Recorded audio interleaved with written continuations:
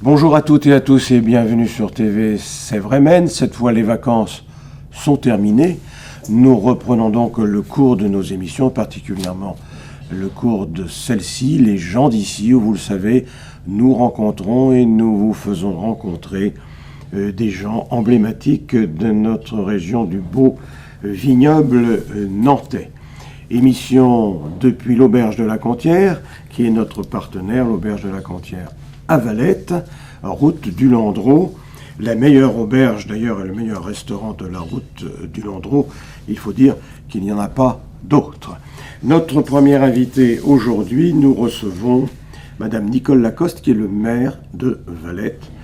J'allais dire la capitale du Muscadet, c'est en tout cas comme ça que Valette se présente. Bonjour Nicole Lacoste et bienvenue dans notre émission. Bonjour. J'avais envie tout de suite et en guise de préambule de vous poser la question, parce que tout le monde ne le sait pas forcément, et quels sont les rôles les plus importants d'un maire d'une commune, autre que de faire des ronds-points ou des dos d'âne qui embêtent à peu près tous les automobilistes. Voilà. Un point tout de suite, ces mêmes ronds-points permettent aussi aux vélos et aux piétons de traverser. Donc oui. Peut-être qu'il faut un équilibre dans les usages de la route.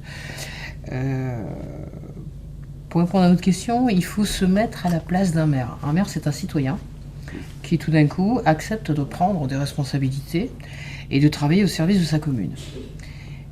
La première chose qu'il découvre, c'est la complexité que ces citoyens. C'est la complexité humaine dans toute sa splendeur, que ce soit au niveau des agents, que ce soit au niveau des citoyens et que ce soit au niveau des partenaires. La deuxième chose qu'il découvre, c'est que l'écoute et le service des citoyens constituent une bonne partie de son travail, mais qu'il va y avoir toute une partie du travail qui se passe sur un territoire élargi. C'est-à-dire que la commune est le maillon essentiel du travail politique, mais elle ne peut pas fonctionner en circuit fermé.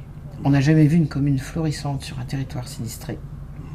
Et oui. Dans le secteur, c'est particulièrement exact puisque on a un territoire qui est irrigué de petites communes, de communes moyennes et de communes d'une taille un peu plus grande, chacune ayant son rôle à jouer. Donc il faut organiser tout ça et il faut faire en sorte que chacun trouve sa place. Est-ce qu'on peut dire, selon vous, que le maire, je ne sais jamais si on doit dire le maire ou la mairesse en présence d'une... La mairesse, c'est la femme du maire. Oui, très bien. D'accord, donc c'est le maire ou la maire. On va dire le maire, moi je préfère. Ils ont pris l'habitude de dire le maire. Voilà, on va prendre cette habitude-là. Alors, est-ce que le maire donc d'une commune comme la vôtre peut faire abstraction de ses engagements ou de ses préférences politiques personnelles? Est-ce qu'il devrait normalement, mais est-ce que c'est facile de tenir ce rôle-là, d'être au-delà de ses convictions pour servir l'intérêt général? C'est impossible de faire autrement. C'est impossible de faire autrement. Si vous êtes le propre défenseur de vos valeurs, si vous travaillez uniquement de votre point de vue, vous ne pouvez pas entendre les autres. Or, le vignoble est un territoire extrêmement complexe. Et pour le comprendre, moi j'y suis arrivé il y a 30 ans, autrement dit hier. Oui, pour le comprendre... Avant-hier. Presque avant-hier, j'y suis presque. Pour le comprendre, il faut se mettre à l'écoute des citoyens et comprendre leur histoire. Si je prends un exemple, le principe de laïcité, qui est un principe qui chez moi est extrêmement fort, non pas se heurte, mais doit s'accommoder d'une réalité qui est celle de la séparation entre l'enseignement public et l'enseignement privé sur le territoire. Elle existe, elle est là de facto. Par conséquent, les enfants sont les enfants valtais ou intercommunaux s'il y a besoin. Mais il faut les traiter peut-être pas d'une façon égale, parce que je ne crois pas à l'égalité dans ce cas-là, mais équitable. C'est-à-dire qu'en fait, il faut trouver des façons dont tout le monde va fonctionner ensemble, tout en respectant les convictions des familles, mais en mettant aussi des bornes dans la mesure où, voilà, il y a une école publique et une école privée, elles sont différentes, il faut en tenir compte. Principe de laïcité, vous ne pensez pas que en 2013, aujourd'hui, le principe de laïcité, qui est une des constantes de la République française, en principe, est un peu bousculé, on va dire ça comme ça, pour prendre un terme mesuré, non? Vous pensez qu'elle s'applique réellement, cette laïcité?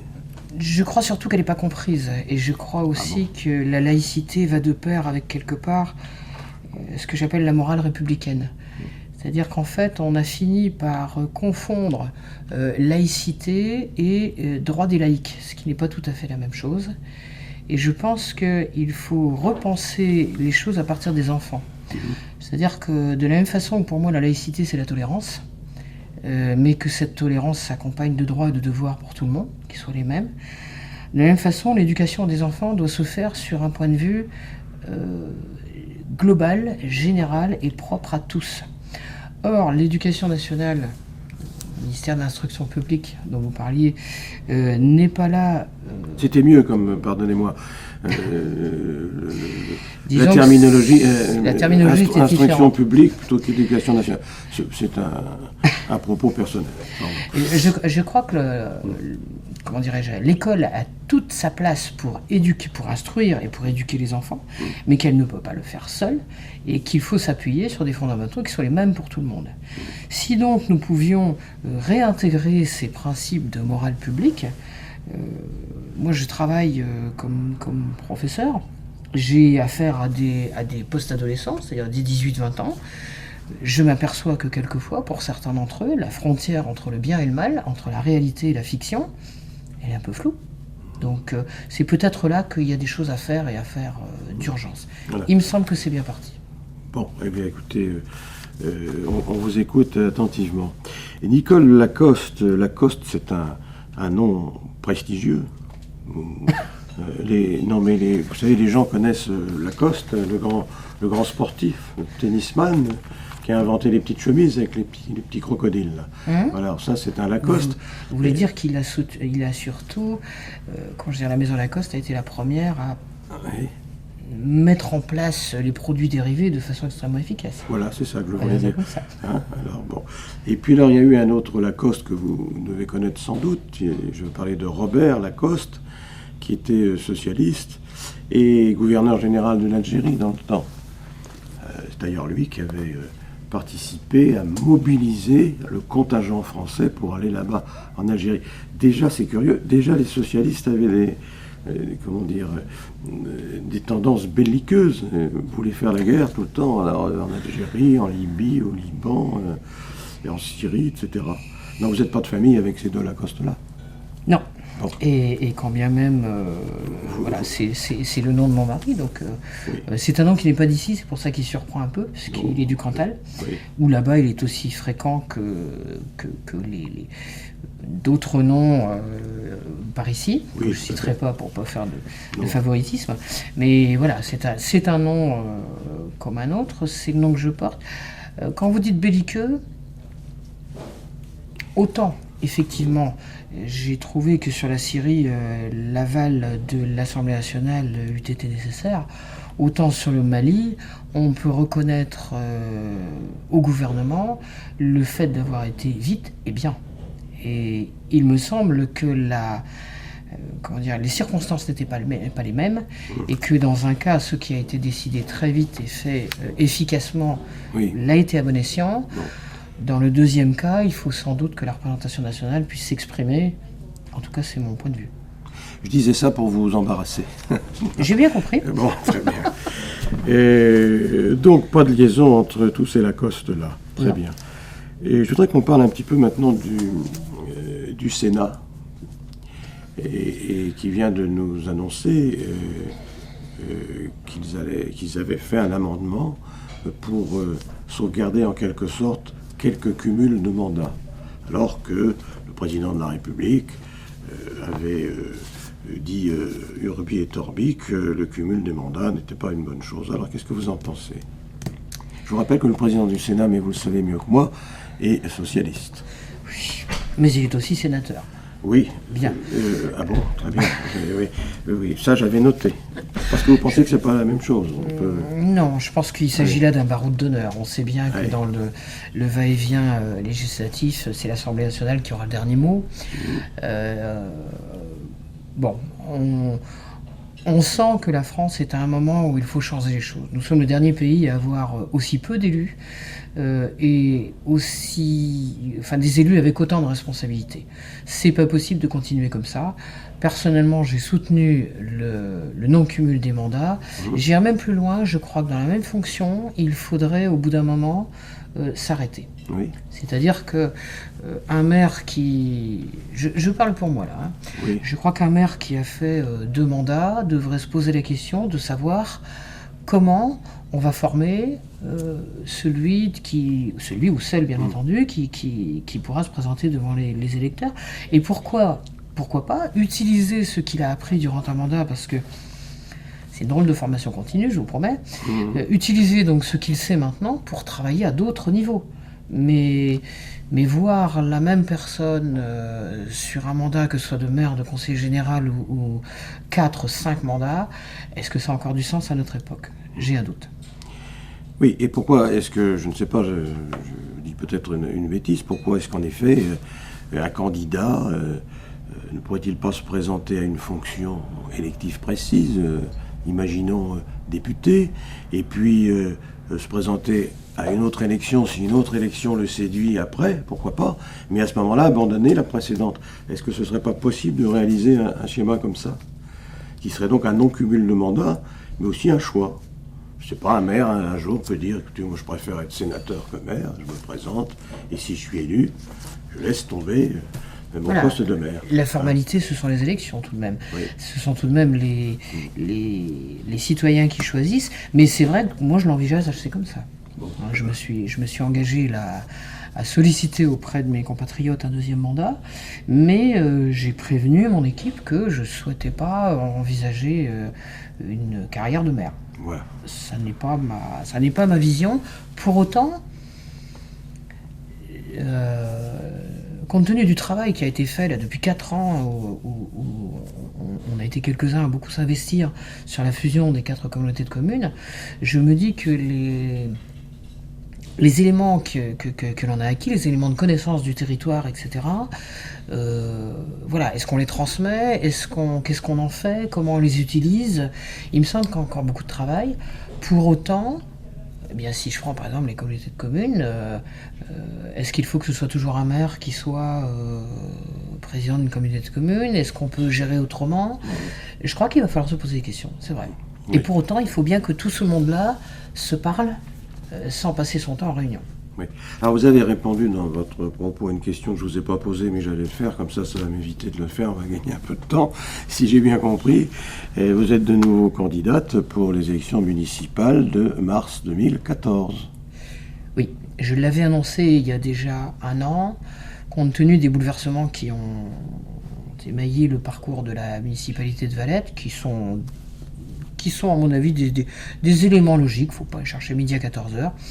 Les égos des uns et des autres ont besoin de se mettre, comment dirais-je, aux normes, dans les clous. Voilà, je l'avais annoncé déjà il y a 1 an, et là on confirme, puisque j'ai toute une partie de l'équipe qui m'a redemandé d'être tête de liste. Voilà. Donc nous allons nous représenter devant les suffrages des Valtais. Sur la sollicitation, comme on dit, de vos amis pressantes, vous allez donc vous représenter.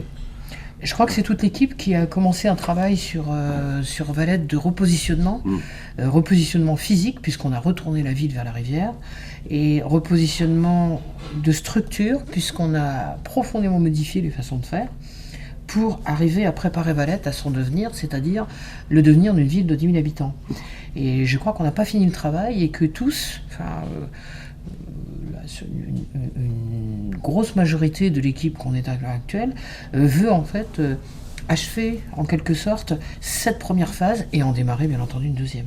Bon. Alors, il y a beaucoup de structures dans notre beau pays, politiques, l'Assemblée nationale, donc c'est la nation, ensuite de ça il y a la région, et puis le département, et puis le pays, et puis les communautés de communes. Ça fait pas beaucoup de strates, ça, d'après vous? Si. Oui. Je confirme. Vous confirmez. Bon. Si j'ai été partie prenante dans les discussions sur la fusion des 4 communautés de communes, c'est que je souhaitais que les choses s'éclaircissent, en particulier en termes de compétences avec le pays, dont je pense qu'il aurait dû, dans une logique, s'effacer au profit d'une communauté de communes qui, de façon démocratique, doit plus de transparence, est obligée à beaucoup plus de transparence que les structures d'un pays qui sont finalement relativement lâches et dépendent pour beaucoup de son organisation interne. Donc déjà entre communauté de communes et pays, à mon avis, il y a quelque chose en trop. Entre le département et la région, vous avez oublié la métropole, qui est aussi une structure qui... Vous faites bien de le rappeler, mais autant voilà. pour moi, c'est vrai, oui. Je crois que c'est à la région, à mon avis, c'est à la région de gérer la complémentarité des pouvoirs et des ressources entre la métropole et tout ce qui est autour, c'est-à-dire le reste du département. S'il n'y a pas de gendarmes à ce niveau-là, s'il n'y a pas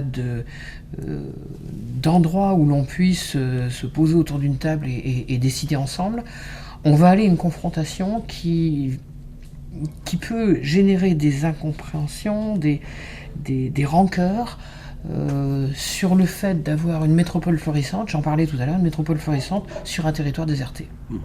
On a la chance d'avoir un territoire qui est attractif à tous les niveaux. Équilibrons les choses pour un développement sain pour tout le monde.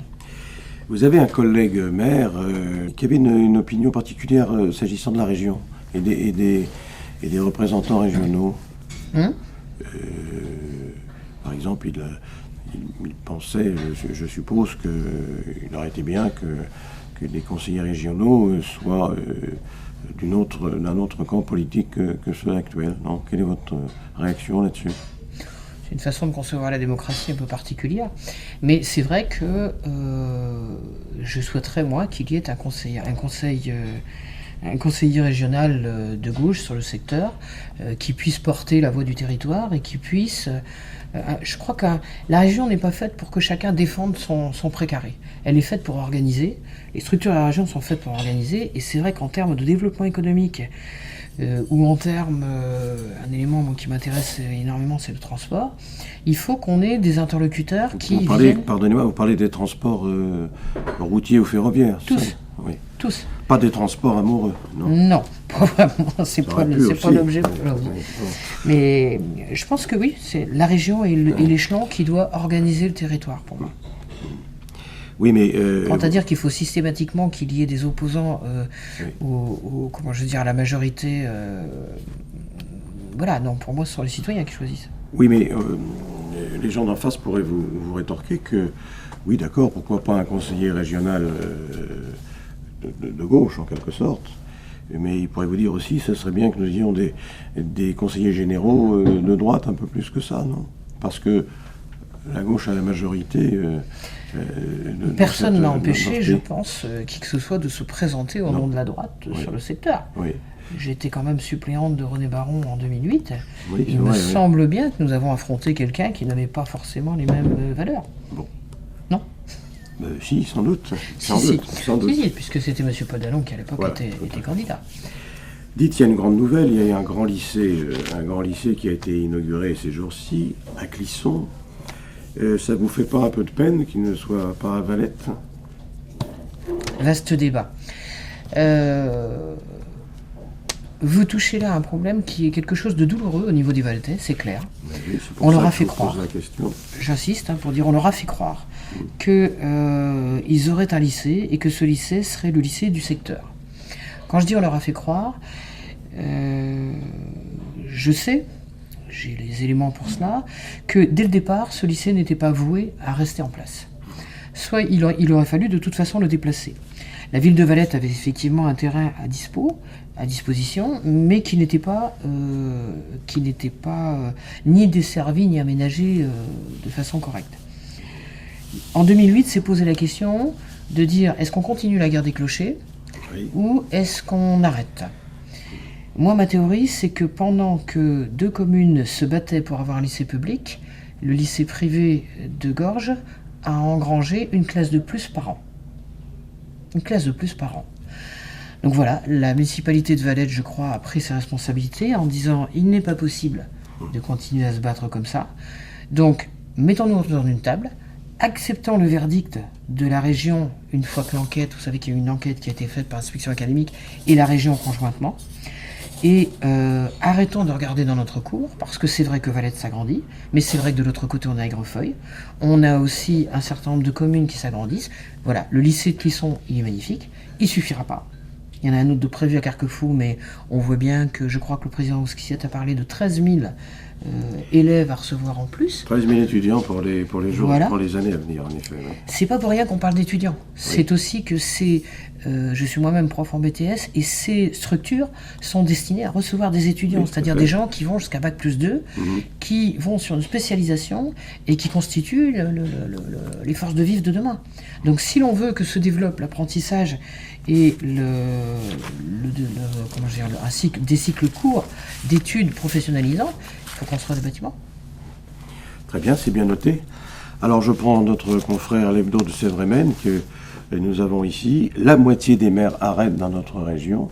Vous faites partie de l'autre moitié, si j'ai bien compris. Vous n'arrêtez pas, au moins pour ce nouveau mandat de 2014. Alors, je fais aussi partie, comme disait Mao, c'est l'autre moitié du ciel. Oui. Mais je fais aussi partie... C'est bien de citer Mao Tse-tung, très bien.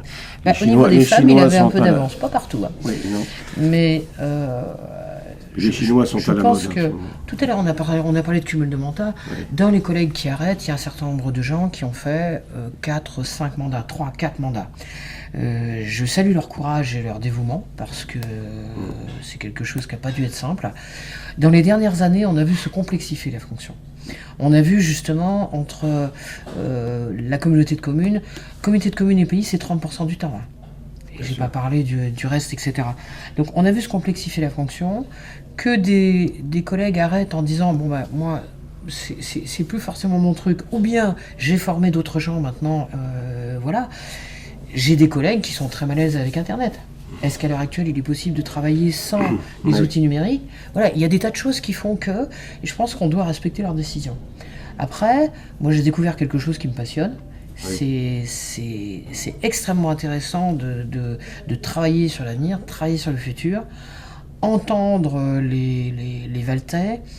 J'ai beaucoup apprécié de travailler sur la fusion des communautés de communes, même si je crois que le résultat final a été un peu saboté. Mais j'ai beaucoup apprécié de travailler parce qu'en termes d'aventure humaine, ça m'a permis de travailler avec des gens avec qui je ne partage pas tout, c'est clair.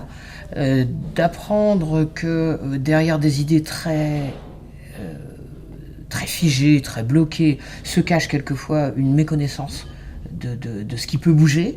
Donc avancer ensemble sur le même chemin en se disant bon ben voilà, c'est le rôle des élus de prendre des décisions, de prendre des risques. Et j'ai été sidéré de voir qu'il y avait des élus municipaux qui s'étaient abstenus sur ce dossier. Oui. Comment est-ce qu'on peut être élu et dire je ne me prononce pas ? Je laisse les collègues se mouiller les mains. Oui. Ça m'a un petit peu scié. Mais bon, c'est comme ça. Il paraît que quelqu'un de votre famille intellectuelle ou politique de la Troisième République avait cette habitude, chaque fois qu'il y avait une grande décision à prendre, de s'abstenir. Il s'agissait d'Aristide Briand.